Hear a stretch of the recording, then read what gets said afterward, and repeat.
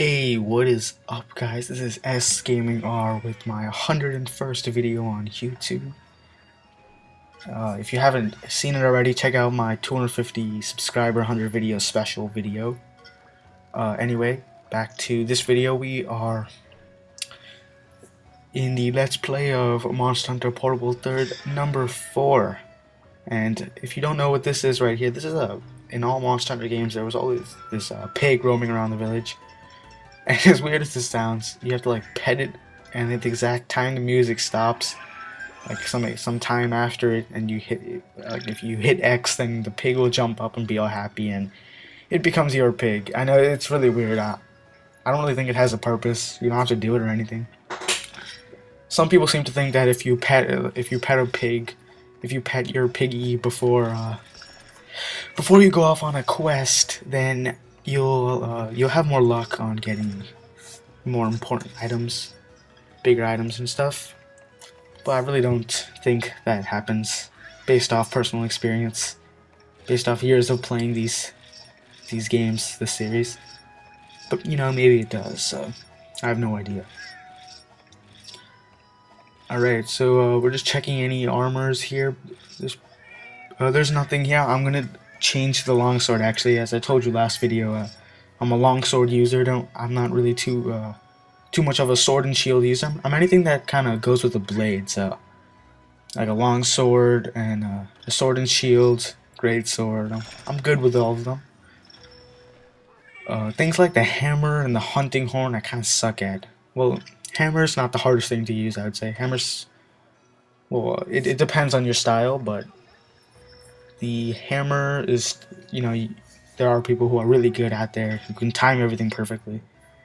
So yeah, I can't do that with the hammer, so I find the longsword a lot easier to use, and of course, I've been using it ever since it came out in Monster Hunter Freedom 2, or Monster Hunter 2 in Japan, if I'm not mistaken. And I love it. I've been using it ever since, so what is that? Monster Hunter Freedom 2, Monster Hunter Freedom Unite, Monster Hunter Try, and then this game, so 4 games I've been using the longsword. And you know, over 100 hours, 200 hours on each game, so quite a bit of time has been put into the Monster Hunter series. Because they are awesome games, you know, it's kick-ass gameplay and kick-ass graphics. Not in this case, but in normal cases, like the Portable 3rd HD version for the PS3, that's kick-ass graphics. This right here, PSP, you know, compressed ISO file, not really.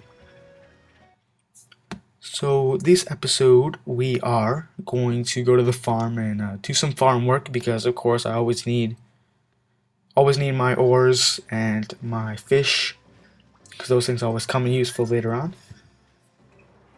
I'm also going to explain to you right here what the hot spring stuff is. So if you guys don't remember, when we started out in this game, when we first appeared in the village, we had appeared in this hot spring, which is right here. Now what you can do is do these quests called hot spring quests by talking to that cat we were just talking to before, that feline. And he will give you quests to upgrade the amount of health and stamina you will increase when bathing in this spa. So right here I get this quest, a something buffalo, I don't know, it doesn't matter. Which is pretty much a quest to just kill some Bullfango, they're called, which are these boar-like creatures, which are quite a nuisance actually when you're fighting bigger monsters and they're around. But we'll get into that later. So what we received right there was just some info. So you can buy info from these traders, you know, the one in the guild and the one outside in the village. And it's pretty much just info about whatever it says it's info about. So right there I had bought herbivore info. So that would just give me some information about monsters like Gagawas and Abdonauts, which we haven't met yet, but they are also a herbivore type monster or creature that roams the lands. And you can buy these infos whenever they come out. It's really nothing useful. I mean, I just do it because I have OCD, so I'm like, oh, I see a new info out and I haven't bought it, so let me just go and waste my money on it. Okay, now we are in the farm, gonna be doing some farming and fishing. But actually, before I forgot, I haven't even gotten to the hot spring quest I was explaining before. So yes, whenever we do a hot spring quest, either our stamina or health will increase by 10 or 15. And now what this means is that, let's say when we do a quest and we go back to the village, let's say we go to the hotspot and just sit down in it and then sit back up. When we go on our next quest, our stamina and health will be increased to whatever it says at the bottom there. If you don't remember, go back to the part where I was in the hotspot, and it said health and stamina and then 2 numbers at the bottom. 100 and 100, you know, 100 health, 100 stamina would be normal, what you normally start out with in a quest. But, you know, upgrading your hot spring, you can start out with a higher number and therefore not have to use rations and other, you know, nutrients to increase your health. Not increase your health in terms of if you lose health and then gain it back up, but increase your health as in the total amount of health you have. It's confusing, but it's you know, best showed rather than explained. So we're actually going to do a hot spring quest this episode, this let's play, and it will increase my health by 10 to make it a total of 110. And we can keep on doing these quests whenever we unlock them and keep on increasing our stamina and health, so that eventually when we go into a quest we can be maxed out at 150 health and 150 stamina. Now let me tell you another thing about quests here. There's so much stuff to explain in Monster Hunter, like I can never lose insight of what I want to talk to in a commentary. So what was I? Crap. Are you serious? Oh yes, okay, so you now let's say your health reaches down to 0 and you die in a quest. You don't actually die, you just fall unconscious. Then you get carted back to base camp and all your stats get restored to 100 and 100, so 100 health, 100 stamina. Now you can only become unconscious in quest 3 times before you fail, and then you get sent back to the village. You can still complete a quest, like if you get unconscious 2 times, you can still complete it in the 3rd, so this is the case, and this can be the case sometimes. Let's say a really powerful monster gets you 2 times, but you did enough damage to it. 3rd time you come around and you kill it. Well, the rewards... I'm sorry, I'm really stuttering here. The rewards will be decreased because you did die, and you will lose... You will not gain as much money as you would have. The money that you would have gained gets... You lose 1/3 of the money every time you die, so you would only get 1/3 of the money if you died 2 times. But you would still get money and you would still get items, which is still good. Okay, now moving on to drink quests. So if you pause back there really quickly when I was talking to that fella, I accepted the Bullfango quest right here, which was the hot spring quest. Now right under it was something called drink quests, and what drink quests are, when you complete the quest you unlock a new drink. Now there's another fella in the hotspot. If you didn't see him, he was just kind of, I don't know, he was just chilling there, not in the hotspot but like around it. And you could talk to him and he will make you, give you drinks. Now these drinks can boost your attack and your defense, etc, etc, you know, make you resistant to fire only for the next mission, not permanently. And then these drinks are pretty cheap, ranging, well, the first ones that I've unlocked as of now range from like 100 to 400 or so. 400 Zen, the currency here. And they're really useful if you want to increase your stamina and stuff. Not stamina, like attack power and defense. Okay, another thing to note now, if you guys remember, in village quests, we only received 3 first aid meds and 2 rations.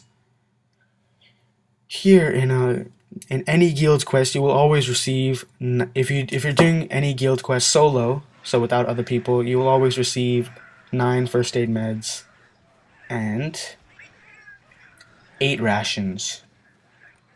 And this is the case because normally a total of 4 people can join the quest, but since you're only solo, then you get all the items. And also guild quests are harder than normal village quests. Like a guild quest, the monsters have more health and etc. So here's what a bullfango looks like. The thing I'm carving right now with that bullfango pelt. So it's pretty much the exact replica of like a boar, you know, with the tusks and looks like a pig. So these, we have to kill 5 of these now. Now they can't really damage you a lot, but they're really annoying because the thing they do, the thing that they do is to essentially attack you, is just charge at you with their horns, and they send you flying. Which, now if you're in an area with a big monster you're trying to kill, like a large monster, not just these small minions, not these small jaggies. If you're in a if you're in that kind of area and these guys are here, like 2 or 3 of them, or even 4, they will cause you living hell. Like, you have to get rid of them as fast as possible. They do damage, as you see right there. I mean, it was still quite a considerable amount of damage for a small monster. But then again, they have low health, just like jaggies, and very simple to kill. Just keep on swinging at them, and they're really easy to avoid as well, because before they charge, they tend to kind of balk a little bit, and there's a cool move with the longsword. Yeah, they tend to what's it called? Stamp the ground. Ready themselves to charge. So I'm gonna go back here and actually carve, because I believe I forgot. Take out this Jaggia first. Now, as you can see, my blade was glowing white there. Now, the thing about the longsword, which is really interesting, is if you remember that circle move I just did, where I kind of spun in a circle with my longsword, and the arc was really like I swung in an arc, a horizontal arc, really wide. The reach is quite wide. Whenever you manage to do this with the longsword, your longsword becomes slightly more powerful. Now, the first stage is just normal, like it's just a normal longsword. Then when you do this once and you hit a monster, like, not just doing it, but you actually have to hit something, an enemy monster, then your blade goes to the next stage, which is white. Now, let's say you manage to build up enough of the red energy. Now, that red energy is in the top right there. Sorry, top left, right below the diagram of the sword, which indicates the sharpness of the weapon. So the red is built up just by hitting anything. These bullfangos here, as you can see, my red goes up. Now, when that red reaches the top of the bar, as it will right here, then it sticks there like that and starts flashing. Now you can start doing the move. Just keep on pressing R, and eventually you'll do the swinging arc, and when you hit something, then it'll go from white to yellow. And then hit something again, and it'll go to red.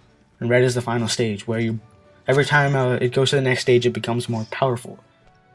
Anyway, I found this area here with quite a bit of bullfango. I took out 2 of them, 2 or 3 for the victory. So yes guys, that is the mission. We have killed 5 bullfango. Awesome. Now, what I like to do whenever a quest finishes is always make sure there's nothing I'm forgetting. If I see like a honey spot here, I always gather it. Because if you guys don't remember, honey is really useful for, you combine them with potions to make mega potions, which heal a lot more health than potions would. And it's really useful when you're fighting larger monsters, which tend to do more damage than a small monster or a not so as powerful large monster would do. Gotta always get my mushrooms. You need your mushrooms. Blue mushrooms for combining with herbs to make potions. And that is it. Okay, so now as we'll see here, it'll show my health going up because we did complete a hot spring quest. Just gonna go ahead and collect my items and what's awesome is that your felines collect items as well. And there, hot spring has upgraded, so 110 health and 100 stamina. Awesome. So yeah, as I was saying, your felines collect items as well, so they help you out. Now, if you didn't remember, there was a little flashing icon sometimes on the map, which means I would just hit start and then triangle. And what this would do is call my felines to me, so you can call your felines to you, or if you're on a gathering spot, you can call them to that spot and they will gather for you. Or carve if it's a monster. But you can't actually see the animation of them carving, otherwise that would be pretty awesome. Anyway, guys, I'm going to wrap it up here. It's 15 minutes in, so hope you guys enjoyed, and please leave a like if you liked the video, and join me for the next Let's Play of Monster Hunter Portable 3rd.